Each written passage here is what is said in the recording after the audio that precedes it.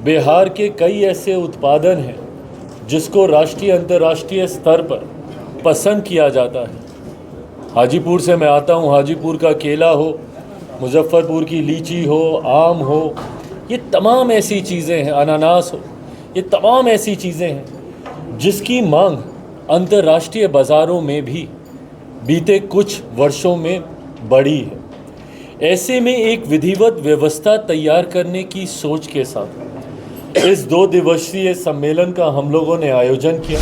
अभी एक ऐसी भी टेक्नोलॉजी है जिसके माध्यम से एक लंबे समय तक, लगभग 80 दिनों के आसपास, आप उसको फ्रेश रख सकते हैं। सड़कों की कनेक्टिविटी को हम लोगों ने बेहतर किया ताकि लॉजिस्टिक्स पे हम लोग अच्छे से काम कर सकें।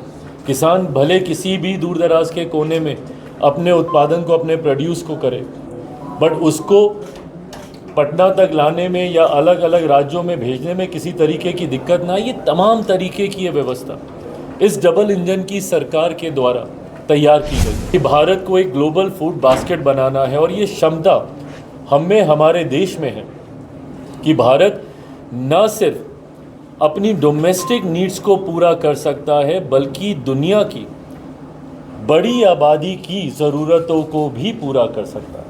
अंतर्राष्ट्रीय क्रेता विक्रेता सम्मेलन का आयोजन पटना के ज्ञान भवन में किया गया है और ये सम्मेलन 2 दिवसीय होगा। चिराग पासवान फूड प्रोसेसिंग को लेकर क्या कुछ कह रहे हैं और साथ ही साथ बिहार के उत्पाद को अंतर्राष्ट्रीय मंच तक पहुंचाने को लेकर क्या कुछ कह रहे हैं, पहले वीडियो में सुनिए। आज केंद्रीय मंत्री माननीय चिराग पासवान जी के द्वारा जो पहल किया गया है, कृषि विभाग फूड प्रोसेसिंग के लिए रॉ मटेरियल और उसके अनुकूल डिमांड पूरा करने के लिए पूरी तरह से तैयार है। हमारे जो किसान हैं, हमारे नौजवान जो आकर्षित कृषि की ओर हो रहे हैं, उसमें फूड प्रोसेसिंग का बड़ा आकर्षण है और बिहार को विकसित बिहार बनाने में, रोजगार के अवसर के सृजन में एक अहम भूमिका निभाएंगे। बिहार सरकार की ओर से मैं इनका आभार और धन्यवाद भी देते हैं। इनका पहल बिहार के सुंदर भविष्य और विकसित बिहार के लिए एक सराहनीय कदम है।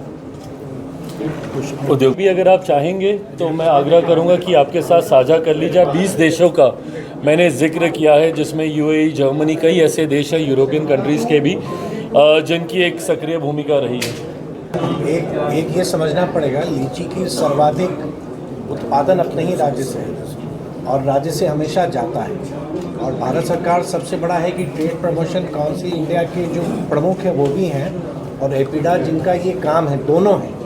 तो जो भी होता आया है इस वर्ष और आने वाले वर्षों में उद्योग विभाग, बिहार सरकार और ministry of food processing, Bharat सरकार मिलके हमारे यहाँ के किसानों के उत्पाद को और बेहतर मंच दें, उसी का आज ही सार्थक प्रयास प्रारंभ है।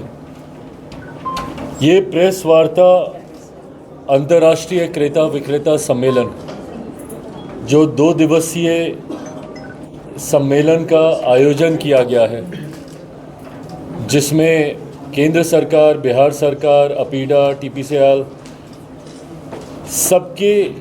सबके सहयोग से इस 2 दिवसीय सम्मेलन का आयोजन किया गया। इसका लक्ष्य बिहार के उद्यमियों को राष्ट्रीय अंतर्राष्ट्रीय बाजार के साथ जोड़ने की दिशा से है। आज की तारीख में बिहार के उत्पादनों की मांग देश में ही नहीं दुनिया में बढ़ती जा रही है। जिस तरीके से, और इसका श्रेय मैं मेरे प्रधानमंत्री आदरणीय नरेंद्र मोदी जी को भी दूंगा, जिस तरीके से मखाना आज की तारीख में सिर्फ राष्ट्रीय ही नहीं अंतर्राष्ट्रीय स्तर पर एक सुपर फूड के तौर पर देखा जा रहा है, उसकी मांग बढ़ी है। बिहार के कई ऐसे उत्पादन हैं जिसको राष्ट्रीय अंतर्राष्ट्रीय स्तर पर पसंद किया जाता है।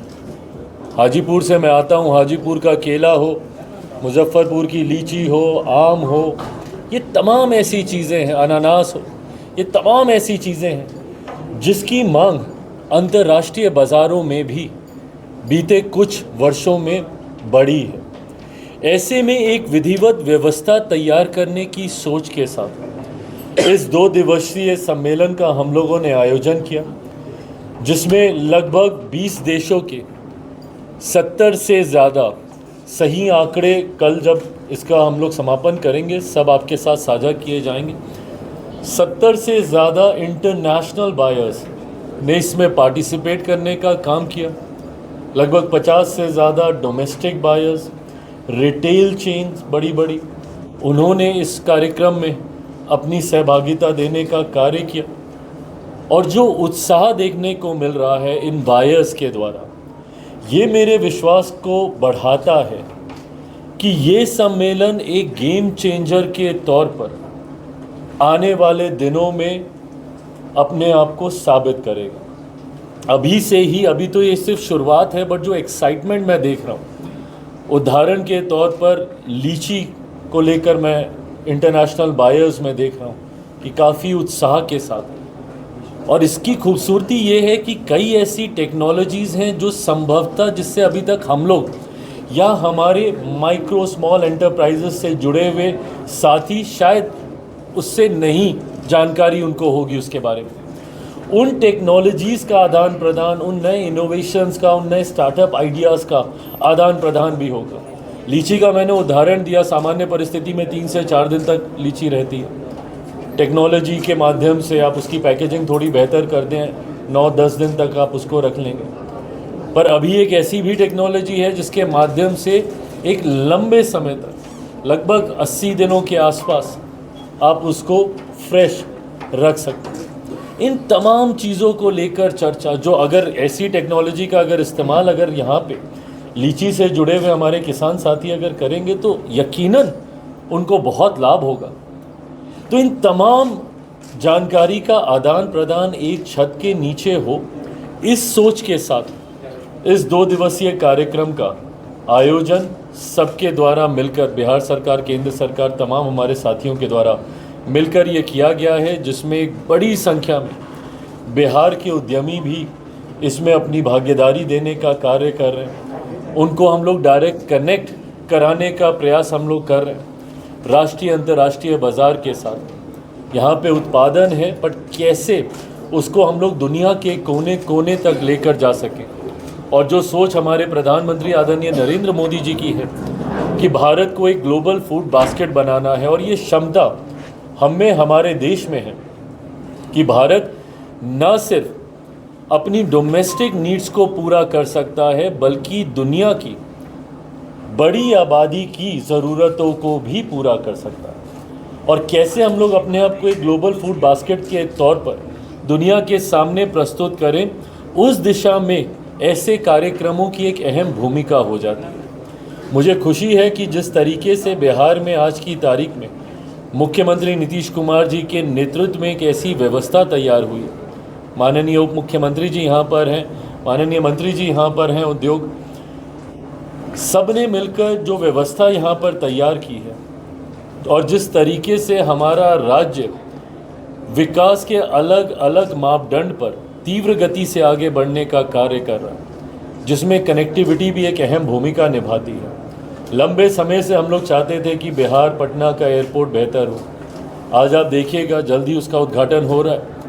वर्ल्ड क्लास स्टैंडर्ड का हमारा पटना का एयरपोर्ट, बीटा का हमारा एयरपोर्ट आने वाले दिनों में, अलग अलग एयरपोर्ट को उसी तरीके से विकसित करने की सोच, ये राष्ट्रीय अंतर्राष्ट्रीय स्तर पर हमारी कनेक्टिविटी को बढ़ाता है। उसके माध्यम से विधिवत तरीके से अब हम लोग अपने एक्सपोर्ट को हम लोग नियंत्रित कर सकते हैं। उसकी जानकारी विस्तृत तौर पर हम लोग के पास आ सकती है। सड़कों की कनेक्टिविटी को हम लोगों ने बेहतर किया ताकि लॉजिस्टिक्स पे हम लोग अच्छे से काम कर सकें। किसान भले किसी भी दूर दराज के कोने में अपने उत्पादन को, अपने प्रोड्यूस को करे, बट उसको पटना तक लाने में या अलग अलग राज्यों में भेजने में किसी तरीके की दिक्कत ना। ये तमाम तरीके की ये व्यवस्था इस डबल इंजन की सरकार के द्वारा तैयार की गई है। और मुझे लगता है यही खूबसूरती है डबल इंजन सरकार की, कि किस तरीके से केंद्र सरकार, राज्य सरकार इस साथ में बैठकर हैंड एंड ग्लव्स की तरह मिलकर हम लोग कार्य करने का हम लोग काम करते हैं। और इसी का ही परिणाम है कि एक निफ्टम जो फूड टेक्नोलॉजी से जुड़ा हुआ एक ऐसी संस्थान जिसकी लंबे समय से मांग मेरे मंत्रालय के द्वारा की जा रही थी कि एक और निफ्टम, क्योंकि आज की तारीख में छात्र छात्राएं हैं जो विधिवत तरीके से प्रसंस्करण के साथ जुड़ना चाहते हैं, पर वो व्यवस्था उनको नहीं समझ में आती। इसी सोच के साथ निफ्टम को हम लोगों ने शुरू किया था, पर देश भर में अभी तक मात्र 2 ही निफ्टम हैं, एक तांजावुर में तमिलनाडु में, दूसरा कुंडली में। लंबे समय से मेरा मंत्रालय मांग करता था, मैं धन्यवाद दूंगा प्रधानमंत्री जी का, आदरणीय वित्त मंत्री जी का, कि उन्होंने इस बार के बजट में इस बात की घोषणा की कि जो अगला निफ्टम खुलेगा वो हमारे ही राज्य में, बिहार में खुलने जा रहा है। ये भी अपने तरीके से एक बहुत बड़ी उपलब्धि प्रसंस्करण के क्षेत्र में। आज की तारीख में बच्चे विधिवत तरीके से जानकारी, प्रसंस्करण से जुड़ी हुई तमाम विषयों की जानकारी उसके माध्यम से, निफ्टम के माध्यम से हासिल कर सकते हैं। मखाना बोर्ड का जिक्र इस बार के बजट में किया गया। ये तमाम बातें दर्शाती हैं कि किस तरीके से आने वाले दिनों में बिहार और बिहारी कैसे राष्ट्रीय अंतर्राष्ट्रीय बाजार के साथ अपने आप को जोड़कर अपना विकास तो करें ही करें, बल्कि अपने साथ साथ अपने साथियों को भी आगे लेकर बढ़ें। सिर्फ जॉब सीकर्स की भूमिका में ही हमारे बिहारी ना रहे, जॉब गिवर्स की भूमिका में आए, ये सोच हमारे प्रधानमंत्री जी की रही। और इसी का ही परिणाम है कि पीएमएफएमई जैसी स्कीम, जो हमारे मंत्रालय की महत्वपूर्ण योजनाओं में से एक है, इस बार नंबर 1 पे उस स्कीम पे अगर कोई रहा है तो हमारा बिहार राज्य रहा। 24-25 के अगर आप आंकड़े देखें तो सबसे ज़्यादा उस योजना का लाभ, और ये माइक्रो एंटरप्राइजेस से जुड़ी स्कीम, जिसमें छोटे छोटे गांव में रहने वाले लड़का लड़की वहीं पे कैसे अपने उस उत्पादन का प्रसंस्करण करके, उसकी पैकेजिंग मार्केटिंग करके कैसे उसको बाज़ारों में लेकर जा सके, डिजिटल मार्केटिंग के माध्यम से हो, डायरेक्ट सेलिंग के माध्यम से हो, या फिर रिटेल के माध्यम से हो, ये तमाम हैंड होल्डिंग उसमें हम लोग प्रोवाइड करने का हम लोग काम करते हैं।